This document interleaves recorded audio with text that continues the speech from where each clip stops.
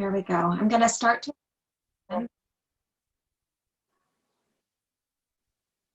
And my name is Wanda Miller. I'm the Assistant Director at the John Germain Memorial Library in Sag Harbor. I've been conducting a series of these local spotlight interviews to capture the experiences of local residents during the COVID-19 pandemic. These interviews are being recorded and saved as historical documents for our archive, and they may also be posted to the library social media as we work to help create community connections and try to help people feel that they're not so alone in this situation with all the social distancing. So thank you all for joining us today. I'm really excited today to have Mayor Mulcahy with us. And our first question is a little redundant. It's part of the transcript for the oral history. What is your name? My name is Kathleen Mulcahy, and I am the mayor of the village of Sag Harbor. Thank you. If you're willing, what year were you born? I was born in 1959. Thank you. How long have you been in Sag Harbor? We moved to Sag Harbor in 1995. My mother started coming out. Actually, my mother came out to the East End as a child. Her father worked with Carl Fisher in developing Montauk. And my mother actually lived in that tower in the circle in Montauk for a little while as a child. But then she started coming back out in 1952 with some friends who bought a house right near Georgia Beach in East Hampton Village. And there were 4 families that came out together, and then they all had children at roughly the same time. So there was a huge gaggle of us, and they ran this house as a boarding house down by Georgia Beach until about 1965. So it was a pretty idyllic way to spend your summers, coming out and having all these built-in cousins and friends and people running around and able to walk to the beach and everything else. So we always lived mostly in East Hampton. My mother never got around to buying in all these years. So we would rent beautiful houses in East Hampton and Amagansett and everything else. And we had lots of friends in Sag Harbor, but never lived here. When I had 2 pennies together, partially because my mother had never bought, we decided to buy as soon as we could, but the only place we could afford at that point was Sag Harbor. So we bought a lovely old Victorian on Madison Street and renovated it.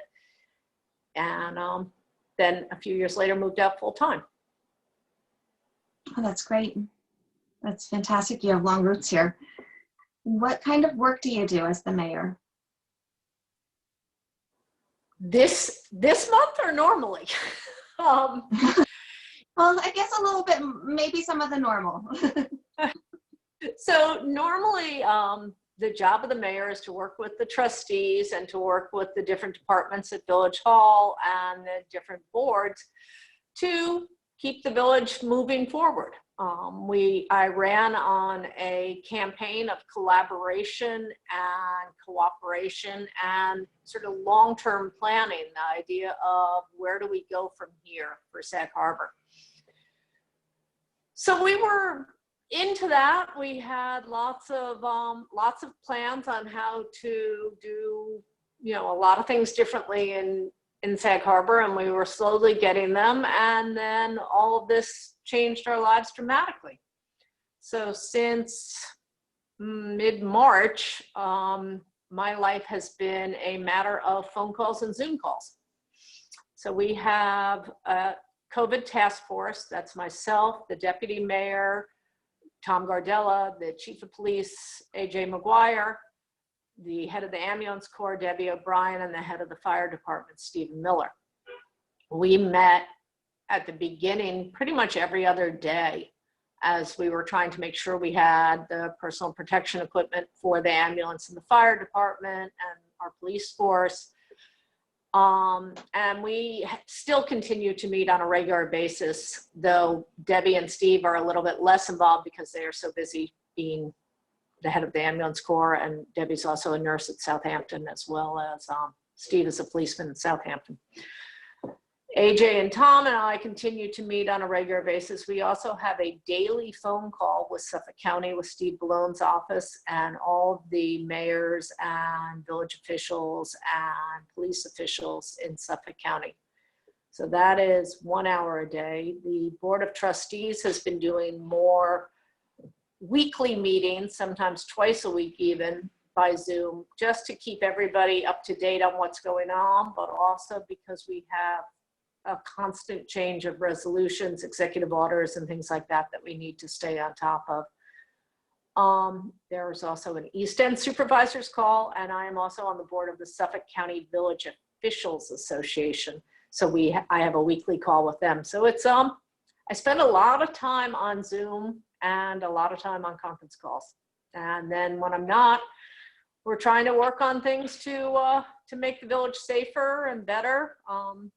I get a lot of calls, a lot of suggestions, positive and negative, on things to do.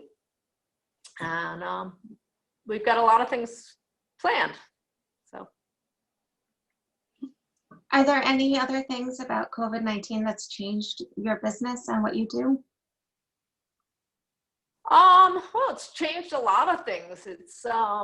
It's changed our village dramatically, and it's changed where I was hoping to be able to take the village and do things, and has changed our priorities a lot.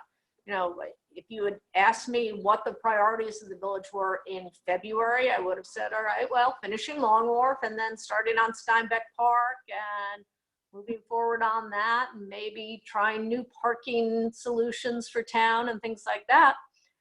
I think a lot of those things are going to be on hold. I think Steinbeck Park is going to stay a nice green grass lawn. We just put down some new seed, but I think that's about as far as we're going to get on Steinbeck Park for a couple of years. I think, you know, parking, we talked a lot about paid parking for Main Street. We're going to shelve that for a year or two to see what's going on. We had hoped to get a number of grants to do different things and continue with Long Wharf and continue building sort of a long waterfront boardwalk, if you will. I think that's going to have to go on hold as we look to really support our ambulance and just try to pay back some of the costs that we have that we've been having to spend unexpectedly out of our budget. Thank you. Have you ever experienced anything like this before? I don't think anyone has, no. I was, that on 9/11, I was actually on a plane on my way to Atlanta. And it was terrifying because I was far away from my family. We had just moved out here full time the week before. It was my son's first day of first grade at Pearson, and my daughter was in nursery school at Stella Maris. And I knew that my husband was on his way into the city. But thank goodness he found out about it as he was getting on the jitney, so he got off the jitney, but I couldn't reach him. I couldn't reach any number of people, and it was terrifying.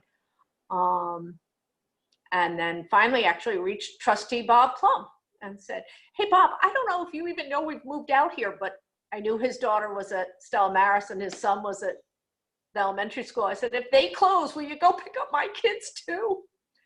But it was fabulous to see the Sag Harbor community come together at that time. And especially as a newcomer to the full-time year-round community, I can remember the kids marching in what we used to do. I think there used to be a Harbor Fest parade, and it was the following week, and all the kids marched in it. And there was such an outpouring of community and love and everybody taking care of one another. And I see that again now.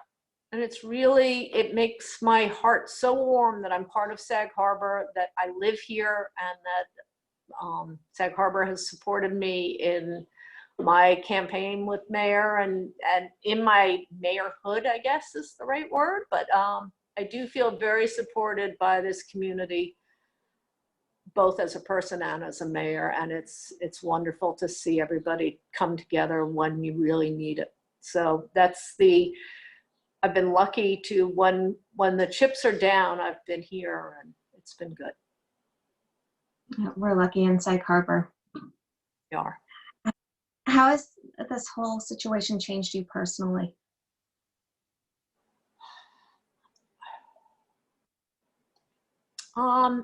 It's in a weird way given me a little hope for the future.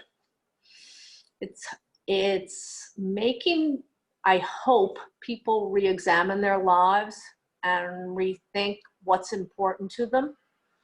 I was very honored to be asked to do a wedding the other day, to celebrate, to be the celebrant for a wedding. And this couple had planned a 200-person wedding. They had, it was supposed to be May 16th, 200 people, the whole thing, the Catholic Church, you know, the big. They ended up with 6 people and me. And it was one of the most lovely weddings I've ever been at in my life. And I think every one of those people who were there felt the same way, including the bride and groom. But it was so nice to see this young couple who were willing to give up all the fancy plans that they had and everything else and just do what meant something to them and to their parents and move forward to celebrate their love, as opposed to wait and put it off and then do the big party and everything else. You know, it was just, so I'm hoping that people realize that, yeah, you don't always need the big thing, you need the family, and whether it's a wedding or a graduation or any of, you know, it's really what it all stands for. It's not the party. And that's what's important. So I think that it gives me hope that maybe a lot of people will see the world that way and recalibrate a bit. Thank you.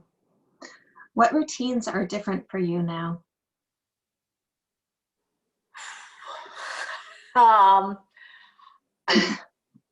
Walking a lot more, biking a lot more. I am also a real estate agent, and I also work for Guildhall. Of course, Guildhall is closed, so that routine is gone of going to work there. I have not been coming down to Village Hall as often as I used to, because I used to have an open door policy to meet with people, and of course that's done. But so it just is, yeah, I wake up and I walk down, I do WLNG a couple of times a week and try to walk or bike down there in the morning, and then get home and just get on the computer. But at night, it's nice. We have, both my children are home. I have a 25-year-old son and a 22-year-old daughter. They are both home. So at night we play card games or play Scrabble or play Rummy Cub, or it's been lovely just having dinner and hanging out with the kids.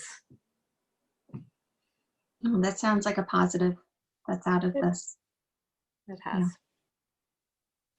What do you think things will look like for yourself and or the village for the future? I don't know. We actually, we don't know what it's going to look like. I don't even know what it's going to look like this weekend. We have really struggled with getting people to stay socially distanced on Main Street, to wear their masks on Main Street, to realize that Main Street is not a place to stroll around at the moment, which is the opposite of everything we've always been telling people. You know, we want any other time, we're like, yes, please come to our Main Street, shop in our shops, go to our restaurants, etc. And now, of course, we're like, yeah, come down, pick up food and leave, please, as soon as possible. So we're struggling, and people are struggling with that too. They want to come out, they want to walk around and everything else. Bob Weinstein, who's on the call, came to us as the village in conjunction with Save Sag Harbor and the Sag Harbor Partnership with a great campaign called the Mask Project. And that's going to be unveiled on Friday. And we're going to have that. We have these magnificent banners featuring a lot of local frontline heroes, all wearing their masks and asking people to wear a mask for the heroes, for their neighbors, for their husband and spouse or wife, or children or grandparents, etc. So that's going to be great, but I don't know what it's going to look like. I don't know if we're going to be inundated with people. I don't know if people are going to stay away from what we see from the real estate rentals. The rentals are still happening. What we see from our boat reservations, the reservations are still happening. I think a lot of people are going to be out on the East End this summer. And it's going to be difficult. It's going to be very hard to manage people who want to be here on vacation and have fun with the reality of what's going on and keeping everybody safe. Yeah, it's going to be a balancing act. Yep. Are there any things about the recovery that you think might help with getting the village back on its feet, or, you know, people back on their feet?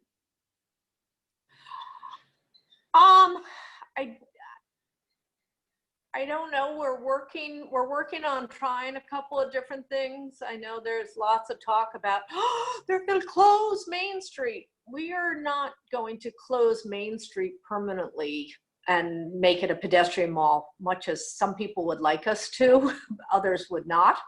But we are going to try a couple of different options. We're going to see what makes sense and how we can help the shops who've been hurt dramatically, as well as the restaurants who've also been hurt. So it's, you know, it's a constant balancing act. So we're going to try a lot of different things. We have a lot of task force working on this to find that balance that's going to keep our shopkeepers happy, our restaurateurs happy, but most importantly, our community safe. So if we start with safety and then go to the economics, I think that's the way to go. But it's going to be a long struggle. It's not an easy one. Thank you. Is there any support that the library can provide? You know, the library supports us so well in so many ways. So just keeping what you're doing, these have been great. I assume, since everybody on the call is a library or is knowledgeable about the library, you probably all know about Canopy. It's Canopy, right? Yes. Yes. The movie that you can get through the library, that I watched a bunch of old movies the other night on that. The library system in general is so great. I can't wait for you to be open again and loaning out books and everything, because that's been something that's been keeping all of us going. I have 3 different books next to my bedside that I'm picking up one every night and trying to remember which one I'm in the middle of where.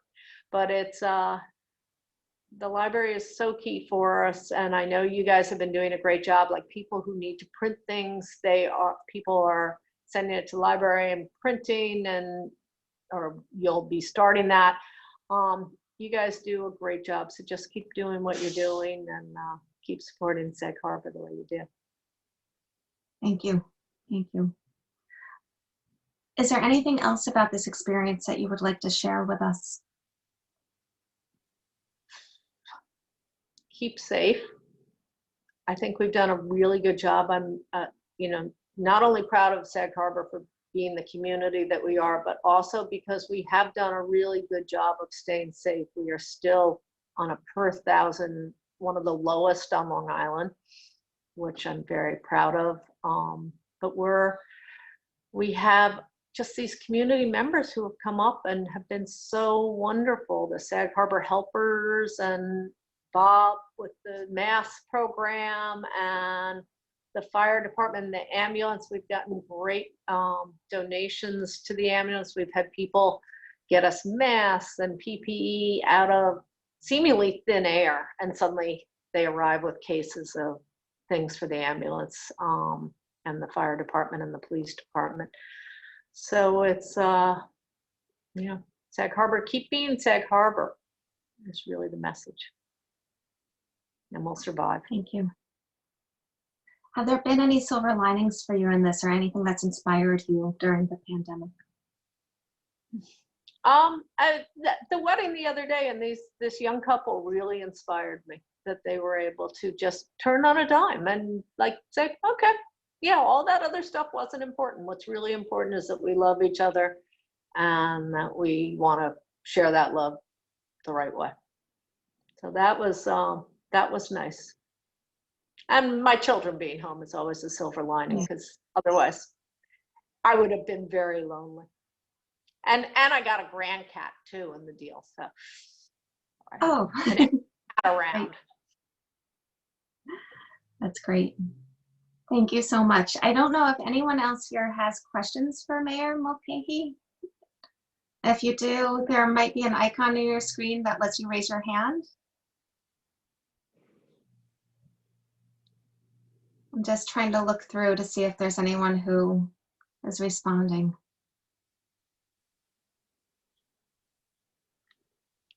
I don't see No, any. I think. Thank you all for tuning in. It was nice to see lots of smiling faces. And Thank you so much Wanda. for joining. I really appreciate it. Oh, Stephanie, do you have? I'm just going to try to unmute you if you're having trouble with that. There we go. Oh, and Stephanie? No, she's gone. Oh, maybe it wasn't. Okay. All right. Okay. Well, thank Bye you once all. again. Thank you. Goodbye.